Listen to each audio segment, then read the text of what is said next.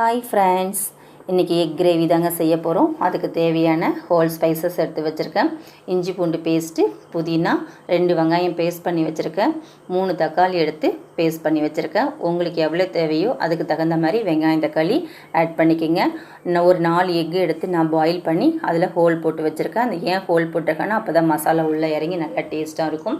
இப்போ வானலில் தேவையான அளவுக்கு எண்ணெய் ஊற்றி ஒரு நம்ம ஸ்பைசஸாக போட்டுக்கலாம். ஃபஸ்ட்டு பட்டை போட்டுக்கலாம், அதுக்கப்புறம் மராத்தி மொக்கு, ஸ்டார், அதுக்கப்புறம் கிராம்பு, பிரிஞ்சி லீஃப், கல்பாசி, சோம்பு இதெல்லாம் போட்டு செவந்ததும் இஞ்சி பூண்டு பேஸ்ட்டு போட்டுக்கிறோம். இஞ்சி பூண்டு பேஸ்ட்டு நல்லா முக்கால்வாசி வதங்கினதும் இது கூடவே புதினாவும் போட்டு நல்லா வதக்கிக்கிறோம். புதினா ஃபஸ்ட்டே போட்டால் தான் நல்லா குழம்பு நல்லா கமகமன்னு இருக்கும். அதனால் புதினா ஃபஸ்ட்டே ஆட் பண்ணிக்கிட்டோம். அதுக்கப்புறம் வெங்காயம் போட்டு நல்லா வதக்கிக்கணும். அதில் இருக்கக்கூடிய தண்ணி நல்லா சுண்டி வர வரைக்கும் நல்லா வதக்கிக்கிட்டு தான் நம்ம தக்காளி போடணும். தக்காளியில் இருக்கக்கூடிய தண்ணி நல்லா வதங்கி வரணும். வெங்காயம் தக்காளி நல்லா வதங்கினாதாங்க அந்த குழம்பு நல்லாயிருக்கும்.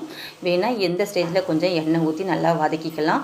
எண்ணெய் பிரிஞ்சு வந்ததும் ஒரு 1/4 ஸ்பூன் மஞ்சத்தூள், 1/2 ஸ்பூன் மிளகாய்த்தூள், 3/4 ஸ்பூன் கரம் மசாலா தூள், தேவையான அளவுக்கு உப்பு இதெல்லாம் போட்டு நல்லா கிண்டி விட்டுட்டு இப்போ தேவையான அளவுக்கு தண்ணி ஊற்றி நல்லா கிளறி விட்டுடலாங்க. கிளறி விட்டுட்டு நான் தேங்காய் ஒரு 2 ஸ்பூன், சோம்பு, கசகசா இதெல்லாம் அரைச்சி பேஸ்ட் பண்ணி வச்சுருக்கேன். குழம்பு நல்லா கொதித்து வந்ததுக்கப்புறம் ஒரு 2 கொதி கொதித்து வந்ததுக்கப்புறம் நம்ம தேங்காய் பேஸ்ட்டை ஊற்றிக்கலாம். தேங்காய் பேஸ்ட்டை ஊற்றி நல்லா கொதிக்கணுங்க. நல்லா கொதித்து வந்து எண்ணெய் பிரிஞ்சு வரணும்.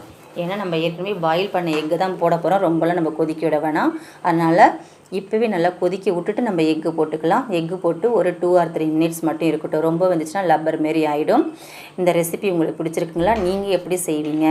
இந்த ரெசிபி பார்த்திங்கன்னா இட்லி, தோசை, சப்பாத்தி, சாதம், பூரி எல்லாத்துக்குமே தொட்டுக்கலாம். மார்னிங் டிஷ்ஷாக மார்னிங்க்கும் வச்சுக்கலாம், ஆஃப்டர்நூனும் வச்சுக்கலாம், எதுக்கு வேணாலும் வச்சுக்கலாம்.